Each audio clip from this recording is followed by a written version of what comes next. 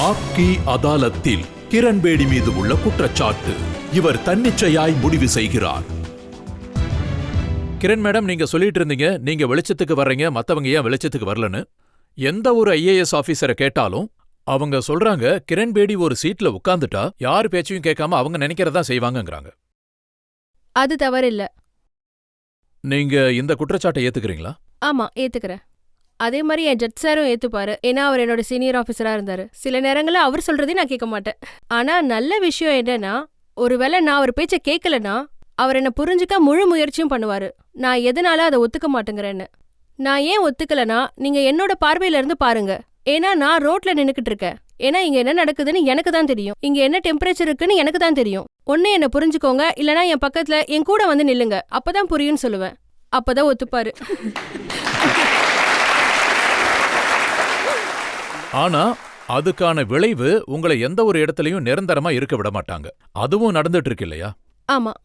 மிசோரம்ல 1999ல நீங்க ராத்திரியோட ராத்திரியா பேக் தூக்கிட்டு டெல்லி வர வேண்டியதாயிடுச்சு. அந்த சிச்சுவேஷன் எப்படி இருந்ததுன்னா, நாங்க வராம இருந்திருந்தா அங்க இருக்கிற லா அண்ட் ஆர்டர் சிச்சுவேஷன் ரொம்ப மோசமான நிலைமையில இருந்திருக்கும்.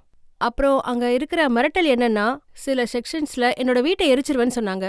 அப்ப நான் யோசிச்சேன், நான் அங்க இருக்கிற டிஐஜி ரேஞ்ச்ல இருக்கிறவங்களோட வீட்டையே எரிச்சிட்டா, ஏன்னா நான் ஒரு டிஐஜி, நான் இப்படிதான் இருப்பேன், நீங்க என்ன பண்ணுவீங்கன்னு கேட்டா, அதாவது நாங்க என்ன விளையாட்டு போட்டியிலையா கலந்துகிட்டு இருக்கோம் இங்க?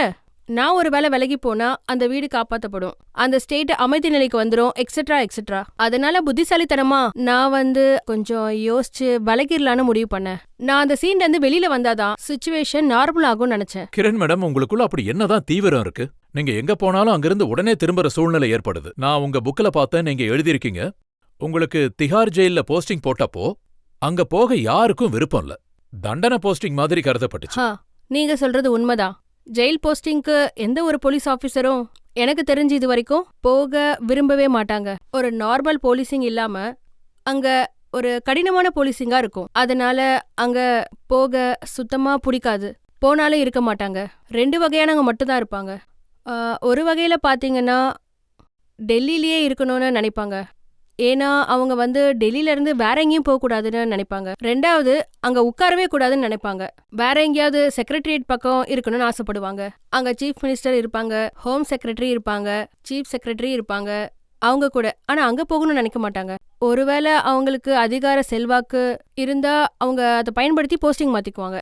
சோ இது உண்மைதான், அங்க யாருமே போக விரும்ப மாட்டாங்க. அப்போ இதுவும் உண்மையா?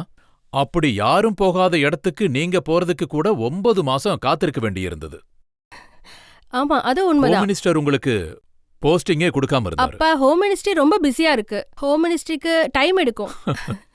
அவங்க பிஸியா இருந்தாங்க. அதோட நான் ரொம்ப இம்பார்ட்டன்ட் கிடையாது. நல்ல வேளை 9 மாசம் காக்க வச்சாங்க. அந்த 9 மாசத்துல நான் சிறை நிர்வாகத்தை பத்தி படிச்சு தெரிஞ்சுக்கிட்டேன். ஒருவேளை ஹோம் மினிஸ்ட்ரியில உங்களுக்கு தண்டனை கொடுக்கற மாதிரியான இடத்தை தேடிட்டு இருந்தாங்களோ? உங்களுக்கு அவ்வளவுலாம் யோசிக்க நேரம் இல்ல. அதாவது 9 மாசத்துக்கு அப்புறம் அரசு கணக்குத்துறை நேரடியா கேட்டுட்டாங்க, இவங்களுக்கு எதுக்கு இலவசமா சம்பளம் கொடுக்குறீங்க, கண்டிப்பா உங்களுக்கு வேலை கொடுக்கணும்னு சொன்னாங்க. அந்த நேரத்துல ஜெயில் தான் காலியா இருந்தது, அங்க போஸ்டிங் போட்டாங்க. கிரண் மேடம், உண்மை என்னன்னா டெல்லி போலீஸ்ல சில ஆபீசர்ஸ் இருந்தாங்க.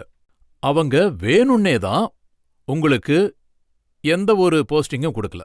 இது உண்மைதான். அந்த டைம்ல அங்க இருந்த சில அதிகாரிகள் நான் அதே இடத்துல தொடர்ந்து இருக்கணும்னு நினைச்சாங்க.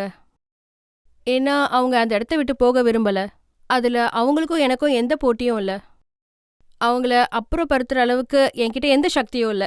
அதே மாதிரி அவங்கள நீக்கிறதுக்கு நான் எந்த சக்தியும் பயன்படுத்த மாட்டேன். யார் எங்க இருக்கிறாங்கன்னு நினைக்கிறாங்களோ அவங்கள அப்படியே நான் விட்டுருவேன். அதனால பொறுமையா நான் காத்துக்கிட்டு இருந்தேன். ஆனா ஒரு விஷயம், நீங்க எந்த இடத்துக்கு போனாலும் உங்களுக்கு அந்த ஐஏஎஸ் அதிகாரிங்க கூட மோதல் வராம இருந்ததில்ல. நீங்க எங்க வரீங்கன்னு எனக்கு தெரியும். எனக்கு தெரியும் நீங்க எங்க வரீங்கன்னு. கிரண் மேடம், சண்டிகர்ல நடந்ததை நான் உங்களுக்கு சொல்றேன். இவர் இத பத்தி தான் பேசுவாரு, எனக்கு தெரியும். 41 நாள்லயே நீங்க டெல்லிக்கு திரும்பி வர மாதிரி ஆயிடுச்சு. ஏன்னா நீங்க ஹோம் செக்ரட்டரியோட மோதிட்டீங்க. எஸ், அது உண்மையிலேயே மோதல் தான். எனக்கு தெரிஞ்சு உண்மையாலுமே ஒரு மோதல்னா அதுதான். ஏன்னா அவரு 15 நாளுக்குள்ளேயே, அதாவது நான் 15 நாளுக்குள்ள சண்டிகருக்கு போனதுக்கு அப்புறம் 15 நாளுக்குள்ளேயே 10 வருஷத்தோட விசாரணையை அடிப்படையா வச்சுக்கிட்டு, சொல்லப்போனா அவர் என்னோட 3 சீனியர் ஆஃபீஸரை சஸ்பென்ஸ் பண்ணிட்டாரு. அப்புறம் எனக்கு அதை பத்தி சொல்லவே இல்லை. ஏன்னா நாங்க புதுசா போயிருந்தேன், எனக்கு என்கொயரி தெரியாது. எனக்கு அவர் கான்ஃபிடென்ஸும் கொடுக்கல. சண்டிகர் ஒரு சின்ன போலீஸ் அமைப்பு. ஒரே நேரத்துல 3 சீனியர் ஆபீசரை சஸ்பெண்ட் பண்ணி அது முதல்ல செய்தித்தாள்ல தான் வருது அவங்க சஸ்பெண்ட் ஆயிட்டாங்கன்னு. நான் ஒரு ஐஜியா எனக்கு அப்புறம் தான் சொன்னாங்க. அதுவும் யார் சொன்னாங்க? சஸ்பெண்ட் ஆனவங்க தான் வந்து சொன்னாங்க, மேடம் எங்களை சஸ்பெண்ட் பண்ணிட்டாங்கன்னு. நான் கேக்குறேன், எப்படி உங்களை சஸ்பெண்ட் பண்ணுவாங்கன்னு? எனக்கும் சொல்லணும்ல, நான் எங்க ஐஜியா இருக்கேன். அதாவது இந்த ஃபோர்ஸ்ல ஒரு 5000 போலீஸை நான் லீட் பண்ணணும். இல்ல மேடம், நாங்க சஸ்பெண்ட் ஆயிட்டோம்னு. நான் சொன்னேன், எந்த ஆர்டரும் வரலையேன்னு. அவங்க சொன்னாங்க, எனக்கு இனிமேதான் ஆர்டரே வரும்னு. முதல்ல பேப்பர்ல வந்தது, அதுக்கப்புறம் தான் எனக்கு தெரியும். அந்த விஷயத்தை என்னால பொறுத்துக்கவே முடியல. என்னால முடியல. அப்படிலாம் நடக்க கூடாது. அத பொறுத்துக்க முடியலன்னு அங்க இருக்கிற மக்களை உங்களுக்கு ஆதரவா ரோட்ல இறங்கி போராட்டம் பண்ண வச்சிருக்கீங்க. இல்ல, நான் அப்படி எதுவும் பண்ணல. இது உண்மை கிடையாது. நடந்த உண்மையே நான் சொல்லிட்டேன். ஆனா இது உண்மை இல்ல. நான் எந்த போராட்டத்தையும் நடத்தல. அதுல எனக்கு கொஞ்சம் கூட இன்ட்ரெஸ்டும் இல்ல அத மாதிரிலாம் பண்றதுக்கு. அங்க நடந்தது வெளிப்படையான ஒரு அநீதி. அதாவது இங்க பாத்தீங்கன்னா, ஒரு அநீதி நடக்கும்போது நான் ஒரு இன்ஸ்பெக்டர் ஜெனரலா ஒவ்வொரு கடினமான வேலையையும் என்னோட அதிகாரிகள் கிட்ட நான் சொல்றேன். அப்படி இருக்கும்போது அவங்களுக்கு அநீதி நடந்தா அப்ப நான் அவங்க பக்கம் நிக்கலனா நான் எதுக்கு இருக்கேன்? ஆனா உங்களுக்கு அநீதி நடக்கிறப்போ உங்க பக்கம் யார் வந்து நின்னாங்க? அந்த கடவுள் தான். கடவுள் இருக்காரு. இந்த மாதிரி சீனியர் ஆபீசர்ஸ் இருக்காங்க என் கூட. எல்லாரும் ஒரே மாதிரி இருக்கணும்னு அவசியம்லாம் இல்ல. எனக்கு நல்ல அதிகாரிகளும் கிடைச்சாங்க. வேத் மார்வார் சார் வந்தாரு, கௌஷல் சார் இங்க உட்கார்ந்துருக்காரு, கௌதம் கால் சார் வந்தாரு, பி.ஆர். ராஜகோபால் சார் வந்தாரு, ஜே.என். சதுர்வேதி இருந்தாரு, அப்புறம் ஆர்.கே. அஜய்ராஜ் சர்மா இருந்தாரு. அதாவது உங்களுக்கு சப்போர்ட் பண்ண அதிகாரிகளோட பேரை தான் சொல்றீங்க.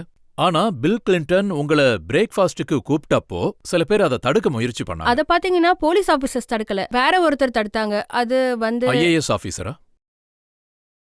IAS officer. அது எனக்கு கொஞ்சம் ஞாபகம் இல்ல. ஒருவேளை நீங்க பேர் சொல்லாம தப்பிக்கலாம்னு நினைக்கிறீங்களா? அப்படிலாம் இல்ல. ஒருத்தவங்க இல்லாத போது அவங்கள பத்தி பேசுறது ரொம்பவே தப்பு. ஒருவேளை அவங்களும் இங்க இருந்திருந்தா அவர் சொல்லதையும் நீங்க கேட்டிருப்பீங்க. இது தேவையில்லாத விஷயம், போக வேண்டிய அவசியம் இல்லைன்னு கூட நீங்க நினைச்சிருக்கலாம். நீங்க அவரை கூப்பிடவே இல்லையே இங்க, அதனால அவர் பேரை நான் சொல்ல மாட்டேன். ஆனா நீங்க இதை ஒத்துக்கிறீங்களா? நம்ம நாட்டுல ஐஏஎஸ் அதிகாரிகளுக்கும் ஐபிஎஸ் அதிகாரிகளுக்கும் இடையில எப்பவுமே மோதல் இருந்துகிட்டே இருக்கும். ஐஏஎஸ் ஐபிஎஸ் அதிகாரிகளோட முன்னேற்றத்தை தடுக்க நினைக்கிறாங்க. ஆமா, 2 வகையானவங்களும் இருக்காங்க. 2 பக்கமும் பார்வை வேற வேற மாதிரி இருக்கும். இது வந்து உண்மைதான். ஏன்னா எங்க ஃபீல்டுல அதிகமா அனுபவம் இருக்கிறவங்க இருப்பாங்க. நாங்க எங்க போலீஸ் குழுவோட ரொம்ப நெருக்கமாவே வேலை செய்வோம்.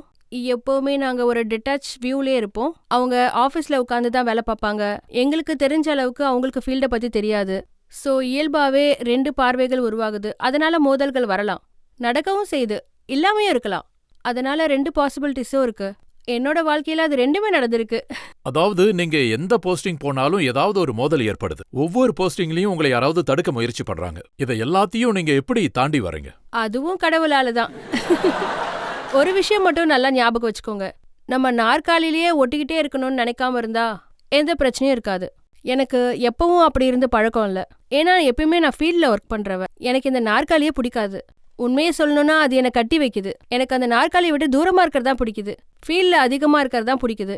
சோ அதாவது நம்ம ஒரு விஷயத்துல ஒட்டிக்கிட்டே இருக்கணும்னு நினைச்சா சொல்லப்போனா அது ரொம்பவே கஷ்டம். நம்ம ஒட்டிக்காம இருந்தா நாற்காலி நம்ம பின்னாடியே வரும், நீங்க வந்து உட்காருங்கன்னு.